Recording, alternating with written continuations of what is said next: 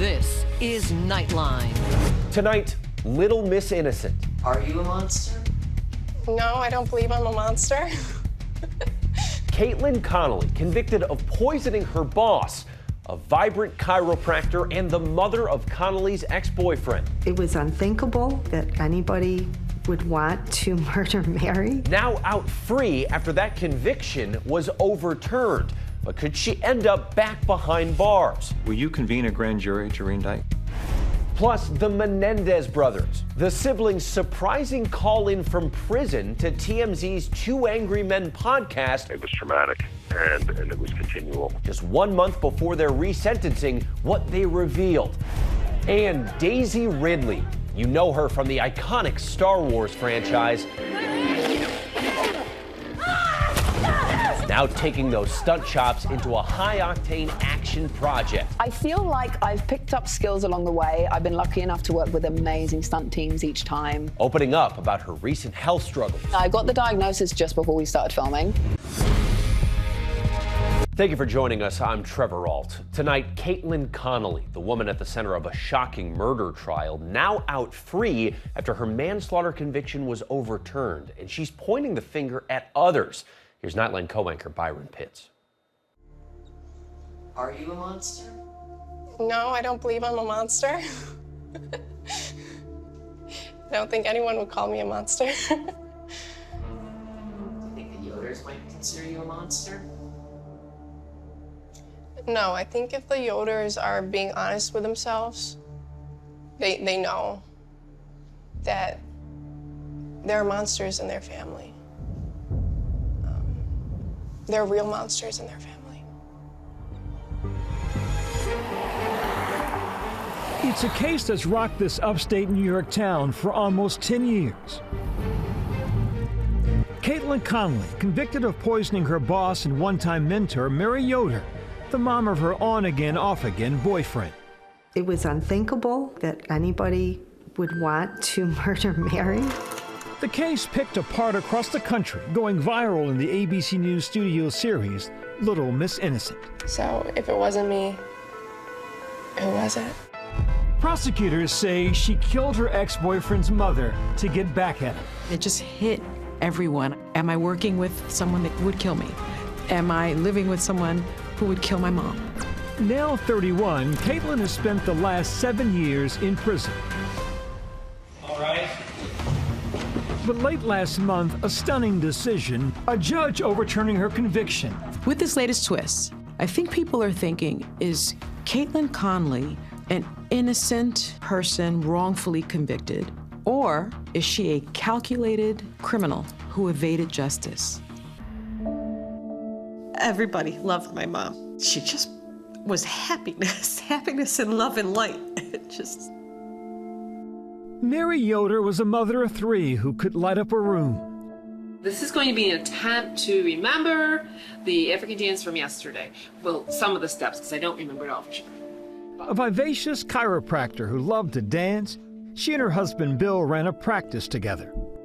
Kaitlyn had been working for the Yoders for years after she began dating their son Adam, speaking in the series Little Miss Innocent about how she and Mary remained close even after her breakup with Adam. I think she saw me as like a daughter figure, and that was nice. We definitely got along well. Mary's patient, Lucienne Gould, last appointment with her seared forever in her memory. Mary was clearly not herself. It was like the light was turned off. Something was very wrong. Hi, honey. It's me. I'm driving home. I'm very sick. I love you. Bye. Oh, God. Help me. I received a text from my father on a Tuesday morning, and he said that my mom had been throwing up and had some vomiting and diarrhea. They thought that it just seemed to be some kind of viral gastrointestinal illness. The 60-year-old ended up hospitalized. She died after suffering from multiple cardiac arrests. In less than 48 hours, my mom went from her typical happy, healthy self, seeing patients in an office, to having died. Mary's family devastated and desperate for answers, especially after they got the toxicology results. She's been poisoned by colchicine, which is a drug given to treat gout. Mary Yoder didn't have gout. Then 4 months after Mary's death, an anonymous letter sent to both the medical examiner and sheriff's office pointing fingers at Adam Yoder, Mary's son, and saying the deadly poison could be found in his car. Adam comes up to the sheriff's office. Once he agreed to let us search his Jeep, we go out with him to where his car's parked. They look underneath the seat, and right where it said it was in the letter, there's a package. Along with colchicine was a crumpled receipt for the poison purchase. Investigators called in Kaitlyn, who had insight into the Yoder family. They say she began pointing a finger at Adam, similar to the letter, prompting officers to ask if she had written it. So I again said, Katie, if you wrote the letter, we need to know that. And it was at that point she admitted to writing the anonymous letter. We'd always said, you know, the person that wrote this letter is definitely, you got to be considered a suspect in our case. Kaitlyn would later deny to investigators writing the letter. Did you write the letter? I can't talk about that, I'm sorry.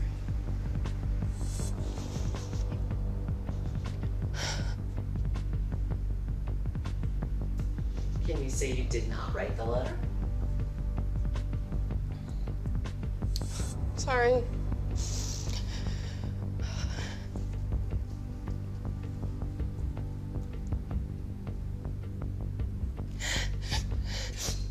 You all right?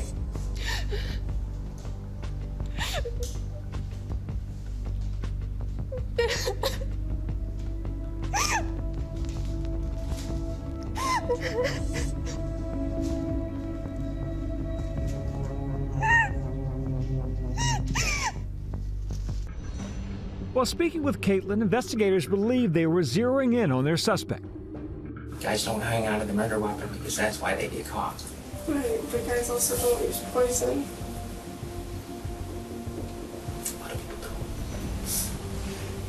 They say it's a lady's weapon. They say it's a lady's weapon? After that conversation, the sheriff's office would file this warrant to seize Kaitlyn's cell phone. Katie approached us and said, you know, oh my goodness, you guys will never believe it. You know, they think I did this. And I just remember being dumbfounded. Like, how could you get it so wrong? Kaitlyn had always been close with her parents and sisters. I grew up with my 3 younger sisters. We were always together, we were thick as thieves. There's no way that she could have changed and been a Jekyll and Hyde. Prosecutors disagreed. Kaitlyn was indicted by a grand jury, charged with murder. She went on trial in April 2017. After 3 weeks, a hung jury unable to reach a unanimous decision. She was retried in October of that same year. This time, the prosecution called upon a forensic expert who had uncovered more of Kaitlyn's digital footprint. The game changer comes when I'm re-examining Adam Yoder's laptop. On that laptop were numerous backups of cell phones. And about the 3rd file we examined, we realized this is not Adam's phone, this is Kaitlyn's phone. First thing was like smack right in the face. She takes Mary Yoder's body weight and then fills out the formula for how much colchicine would be necessary to kill Mary Yoder. Kaitlyn, then 24, was acquitted on the higher charge of murder, but convicted of first-degree manslaughter and sentenced to 23 years. Then, just last month, an appeals court overturning Kaitlyn's conviction. An appellate court finding that the forensic examination and memory extraction of her cell phone's content exceeded the scope of the warrant. The court recognized that our phones contain so much information that it is almost like walking into your home and looking through your things. And if you want to search my phone, you must have a specific, targeted warrant for that. The court also noting, we agree with defendant. She was denied effective assistance of counsel. District Attorney Todd Carville leads the prosecutor's office in Oneida County. He was not part of the previous 2 trials. How often do you see convictions being vacated, like in Kaitlyn Conley's case? We try to do our best to, ensure that justice is had during the trial, and the last thing you want to do is have to try to do that again. Will you convene a grand jury to reindict? Again, that'll be dependent on our review. Our thanks to Byron, and for much more on this story, you can watch Impact by Nightline's Little Miss Innocent Freed, now streaming on Hulu. And when we come back, the extraordinary prison call-in to a podcast from the Menendez brothers. Plus, Star Wars' Daisy Ridley takes her stunt chops to brand new heights.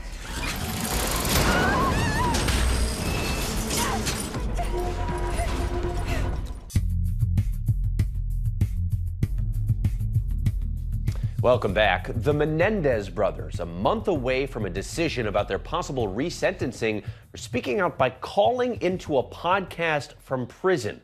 Here's ABC's Matt Gutman. Tonight, in an extraordinary move, the Menendez brothers calling into a podcast. TMZ's Two Angry Men podcast with Harvey Levin and Mark Garagos, their defense attorney. Eric Menendez describing the terror behind bars. I faced a lot of bullying and trauma. It was a dangerous environment. What happened to you? I was picked on, bullied violently, and it was traumatic, and it was continual. And, there's the things that a lot of inmates in prison go through and when they're not part of a gang structure. And Eric says he didn't fight back. I'm not going to fight back. I'm not going to, engage.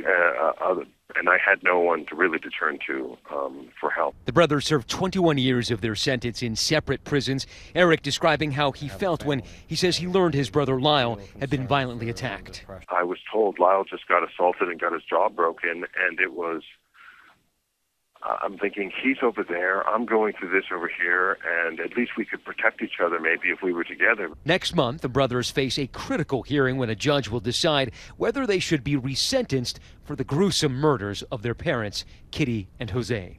The 2024 Netflix series shining a spotlight on their case and the alleged sex abuse by their father. This is done. This is done. You understand? Lyle believes that the TV show helped people understand the childhood trauma he and Eric endured. Our thanks to Matt. And the new Los Angeles DA told ABC News he and his team have been examining the Menendez case file. They've yet to make a decision on whether to recommend resentencing. Want to shift gears now on this Thursday night. Daisy Ridley, an actress and producer whose roles have taken us to a galaxy far, far away and through the treacherous waters of the English Channel, where her latest film takes us inside an action-packed crisis. And Daisy sat down with Nightline's Ashin Singh. Daisy Ridley, thank you so much for joining us. Welcome to Nightline. Thank you. You first broke out as Rey in the Star Wars The Force Awakens. We saw you in Young Woman in the Sea. We go to England or die trying. And Murder on the Orient Express. When it's done, then nothing can touch us. Did those roles prepare you for the action that went into this new project? I feel like I've picked up skills along the way. I've been lucky enough to work with amazing stunt teams each time, and I take my own fitness, I suppose, very seriously. And this actually felt like the most action film I had done. So I had 6 weeks before we started filming, fighting, getting very comfortable with everyone, and getting very comfortable with the choreography in quite a small area. In Cleaner, you're actually a window cleaner who's tasked with saving a hostage situation of about 300 hostages. Yep. We have a clip from the film. Let's take a look.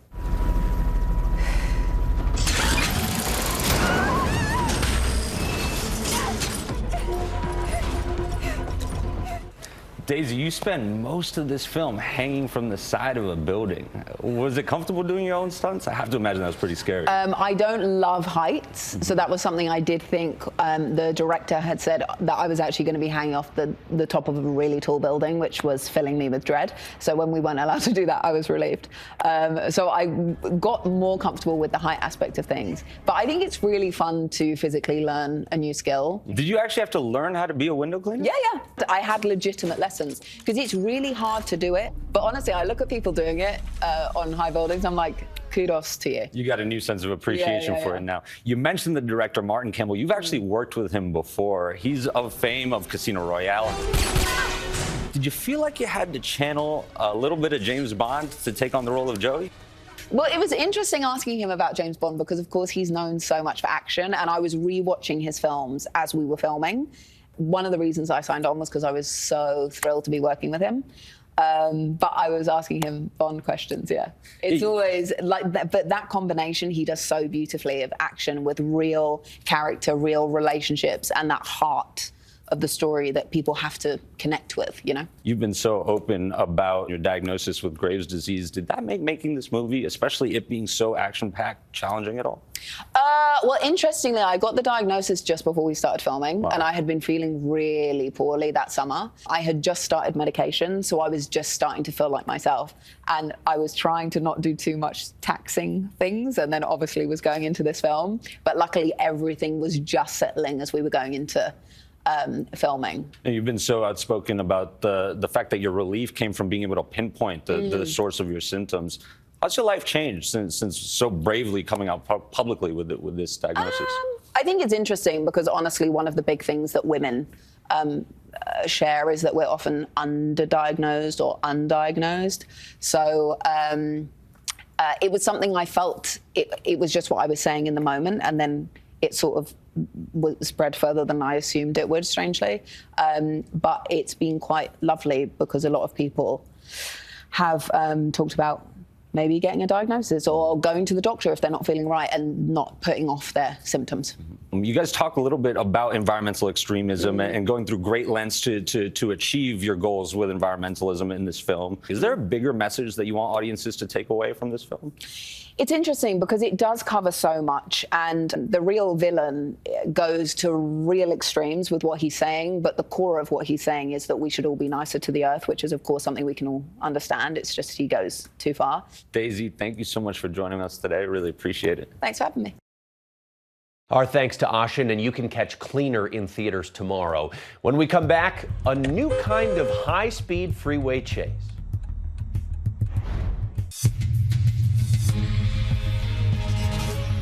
And finally tonight, would-be dog catchers chase a chihuahua down the highway. It's a new kind of high-speed chase in San Diego. But no one can catch it. As the little guy raced for miles along Interstate 5. But everyone keeps stopping to try to get him, and they can't get him. Evading growing efforts to catch it, a group finally cornering him and carrying him to safety. He was later reunited with his owner. And that's Nightline. You can watch all of our full episodes on Hulu. We'll see you right back here at the same time tomorrow. Thanks for staying up with us. Good night, America.